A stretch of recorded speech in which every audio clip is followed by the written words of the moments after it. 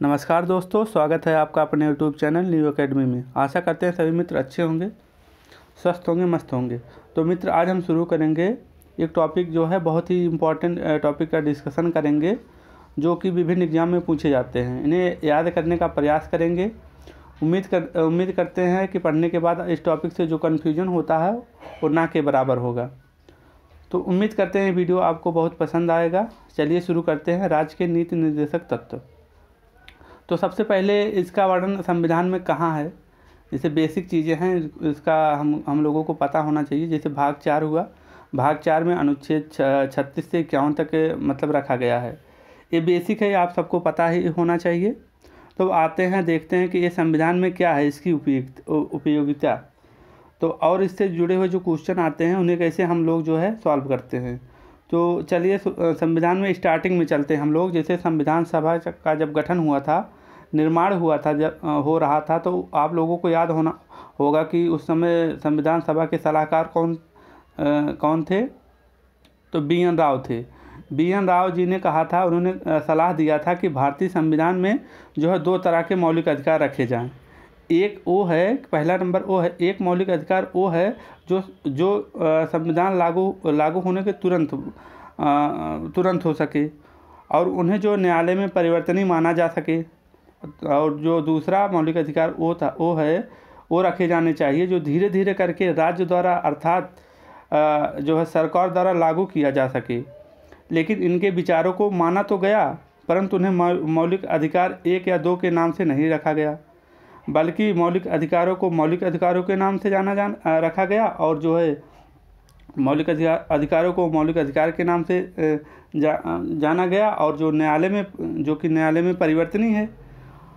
और डीपीएसपी राज्य के नीति निर्देशक तत्व को जो राज्य सरकार उस समय जनता को देने में सक्षम नहीं थी, उन अधिकारों को हमने नीति निर्देशक तत्व के नाम से संविधान में समाहित किया।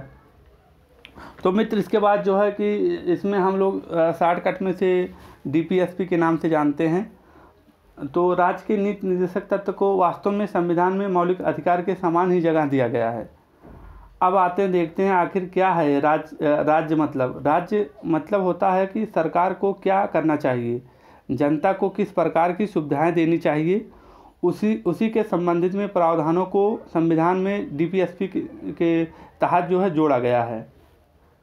ठीक है मित्र, तो ये सरकार का दायित्व को दर्शाता है। डीपीएसपी क्या है, मतलब किसको दर्शाता है, सरकार के दायित्व को दर्शाता है। आइए इनको समझते हैं कि ये हम बड़ी से बड़ी इसे जैसे कि आसानी से कैसे सभी पॉइंट को कवर करते हैं। जैसे कि आप जानते ही हैं कि ये आयरलैंड के संविधान से लिया गया है। तो और एक जो ये क्वेश्चन इम्पोर्टेंट पूछता है कि यह मौलिक अधिकार के समान नहीं है। डीपीएसपी जो है मौलिक अधिकार के समान नहीं है, अर्थात मौलिक अधिकार के संबंध में मतलब हाई कोर्ट या सुप्रीम कोर्ट रिट जारी कर सकते हैं और उन्हें न्यायालय में चुनौती दी जा सकती है। लेकिन डीपीएसपी जो है न्यायालय में परिवर्तनीय नहीं है, अर्थात जो है कि इसे सरकार इससे जो है चुनौती नहीं दी जा सकती है। ठीक है, तो अब मित्र, हम जो है अनुच्छेद पढ़ने से पहले कुछ इसके उद्देश्य समझते हैं, डीपीएसपी के उद्देश्य समझते हैं। आखिर इसे संविधान में लाया क्यों गया, और जो है यहाँ से क्वेश्चन आते हैं इसका उद्देश्य क्या है। एक उद्देश्य इसका ये था, लोक कल्याणकारी राज्य की स्थापना करना, पहला उद्देश्य ये था। दूसरा था आर्थिक सामाजिक लोकतंत्र की स्थापना करना। अब पहला बहुत ही इम्पोर्टेंट यह है, साफ साफ पूछ लेता है इसका उद्देश्य। लोक कल्याणकारी राज्य की स्थापना करने का मतलब है ऐसे राज्य की स्थापना करना जो जनता के अधिकतम हितों को ध्यान रखती है और उसके जीवन के विभिन्न भागों में सुविधाएं उपलब्ध कराने का प्रयास करती हो। इसका लोक कल्याणकारी के राज्य की स्थापना करने का मतलब यही हुआ। इसके बाद मित्र कुछ और पॉइंट देखते हैं कि इसके अलावा राज्य के नीति निर्देशक तत्व में कुछ महत्व पर चर्चा करते हैं। जैसे कि इसको 3 महत्व मेन रूप से रूप से दिखाए गए हैं। जैसे प्रस्तावना में कुछ शब्द इंडिकेट किए गए थे, जैसे समाजवादी शब्द हुआ, धर्मनिरपेक्ष हुआ, लोकतंत्र हुआ, गणतंत्र हुआ। ये जो शब्द जो इंडिकेट किए गए थे प्रस्तावना में, उन शब्दों से जुड़े हुए विस्तृत अध्ययन जो है राज्य के नीति निर्देशक तत्व में दिखाई देते हैं। तो इस तरह के प्रस्तावना के उद्देश्यों को स्थान देने वाला भाग है। मतलब DPSP जो है प्रस्तावना के उद्देश्यों को जो है स्थान देने वाला भाग है। ठीक है मित्र, इसके अलावा सरकार के दायित्वों को और उसके उद्देश्यों को संबंध में मार्गदर्शन देता है और जनता को सरकार के कार्यों के संबंध में जानकारी प्राप्त करने का तथा उसका मूल्यांकन करने का आधार भी देता है। तो इन अनुच्छेदों के आधार पर कार्यों का मूल्यांकन हम कैसे करेंगे? तो आगे बढ़ते हैं मित्र, इसके अनुच्छेद को याद करा दूंगा, परेशान ना होइए आप लोग। इनमें जितने भी अनुच्छेद रखे गए हैं वो 3 प्रकार के अनुच्छेद हैं। जैसे कि एक है गांधीवादी, मतलब जो होता है गांधी के विचारधारा से है संबंधित है, एक समाजवादी हो गया और एक उदारवादी हो गया। मतलब जो है इसके जो है अनुच्छेद जो है 3 प्रकार से रखे गए हैं, एक गांधीवादी, दूसरा समाजवादी और तीसरा जो उदारवादी। तो मित्र अब हम लोग जो है याद करते हैं इसके जो है अनुच्छेद को कैसे याद रखते हैं। पहला अनुच्छेद 36 है, दूसरा 37 है।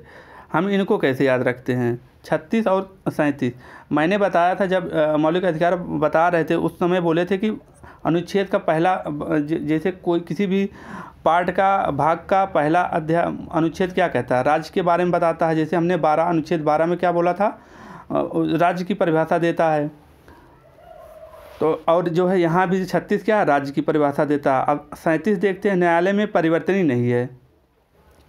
मतलब इसका जैसे कि यहाँ से एक क्वेश्चन इंपॉर्टेंट होता है कि DPSP न्यायालय में परिवर्तनीय है कि नहीं है, तो परिवर्तनीय नहीं है। जबकि मौलिक अधिकार अनुच्छेद 32 के तहत जो है न्यायालय में परिवर्तनीय है और DPSP अनुच्छेद 37 के तहत न्यायालय में परिवर्तनीय नहीं है। यहाँ से 3 क्वेश्चन पूछता है मित्र, इसको हम लोगों ने देख लिया। इसके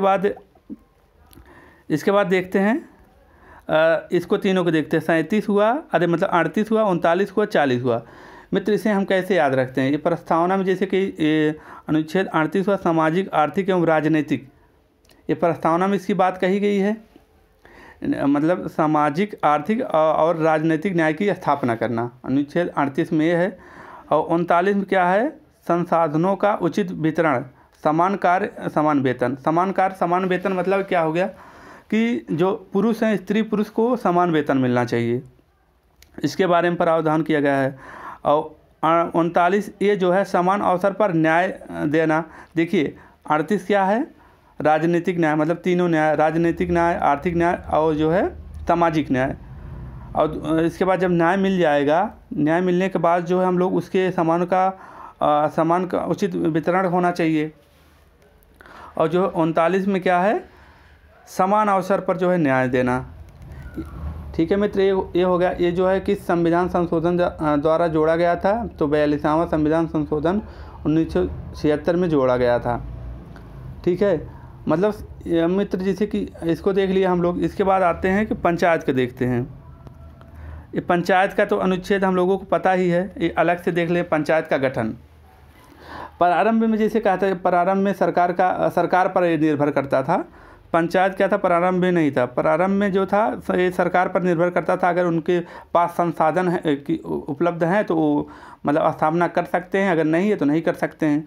इसे आप लोग जानते हैं कि इसे 73वां संविधान संशोधन 1992 या 93 में जो है इसका गठन किया गया था। ठीक है मित्र, इसको देख लिए।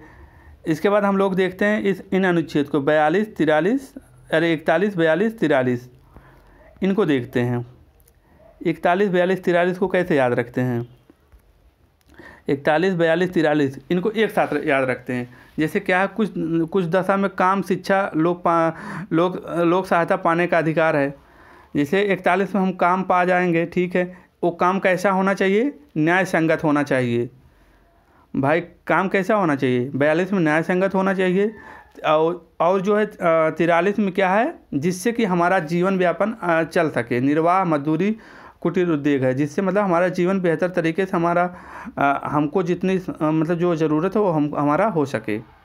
तो 41 में क्या है, कैसे देखते हैं, काम पाने या शिक्षा, लोक सहायता पाने का अधिकार है 41 में। वो कैसा होना चाहिए, 42 में क्या है, न्याय संगत होना चाहिए। और जब न्याय संगत रहेगा तो हमको जो है निर्वाह, मजबूरी जितना हमको मिलेगा उससे जो है हमारा गुजर बसर हो जाएगा।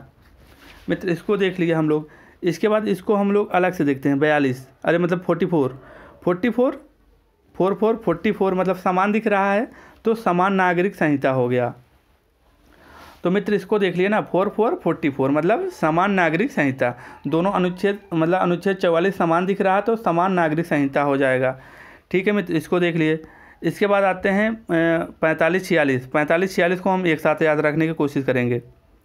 45 हुआ, 46 हुआ, 45 और 46 इनको देखते हैं। 45 में क्या कहा गया, 6 वर्ष से कम आयु के बच्चों को शिक्षा का प्रावधान करना। इससे जो है 86वां संविधान संशोधन 2002 द्वारा जोड़ा गया, 6 से कम आयु के।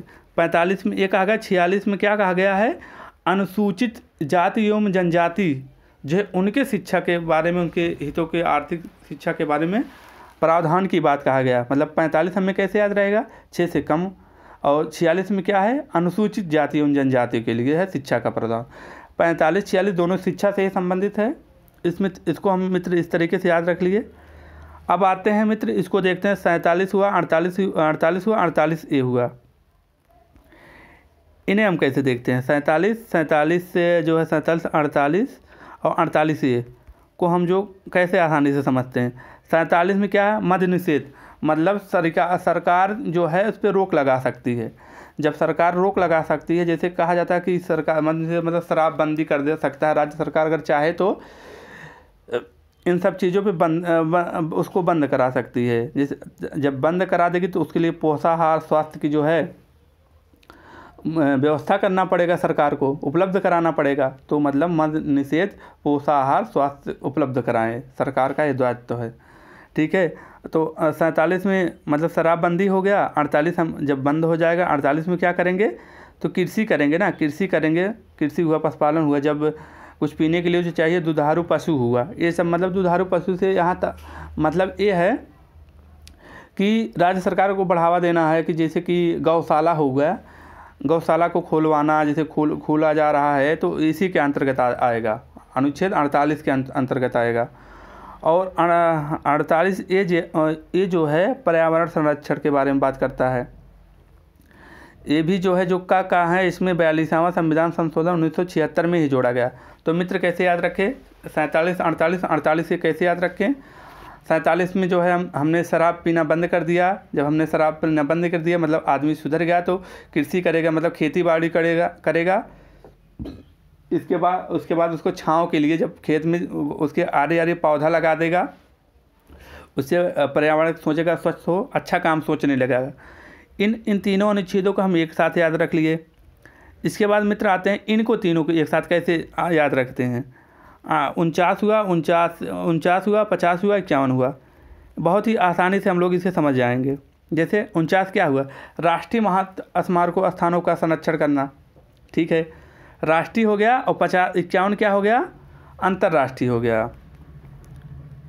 और जो है 51, जैसे इन तीनों को हम एक क्रम में मतलब सजा के तीनों एक साथ याद रखते हैं। कैसे, 49 क्या हुआ, राष्ट्रीय हो गया, और 51 क्या हो गया, अंतर्राष्ट्रीय हो गया। 50 क्या है, 50 मतलब 50% मतलब क्या हुआ, मतलब 50% मतलब कार्यपालिका 50%, न्यायपालिका 50%, इसका पृथक्करण हो गया। ठीक है मित्र, तो इनको कैसे याद रखा हमने। 49 क्या हुआ, राष्ट्रीय हो गया। 51 क्या हो गया, अंतर्राष्ट्रीय हुआ। और 50 क्या है, 50 मतलब देखेंगे जैसे किस अनुच्छेद में कार्यपालिका न्यायपालिका का पृथक्करण की बात कहा गया है, तो 50 मतलब तुरंत दिमाग में आ जाना चाहिए, कार्यपालिका न्यायपालिका मतलब 50%। ठीक है मित्र, इसने याद रख लिया। मित्र हम कुछ यहाँ इम्पोर्टेंट है, जैसे शिक्षा से संबंधित है, ये बहुत ही इम्पोर्टेंट है, ये क्वेश्चन आते रहते हैं विभिन्न एग्जाम में।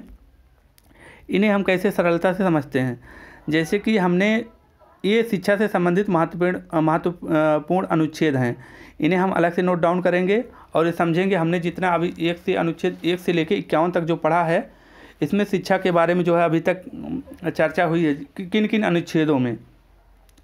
मोस्टली जो जिन अनुच्छेदों में हम उन्हें जो है बात करेंगे। अनुच्छेद 31 हो गया, अनुच्छेद 21A होगा, 6 से 14 वर्ष के बच्चों को निःशुल्क शिक्षा, ये हो गया।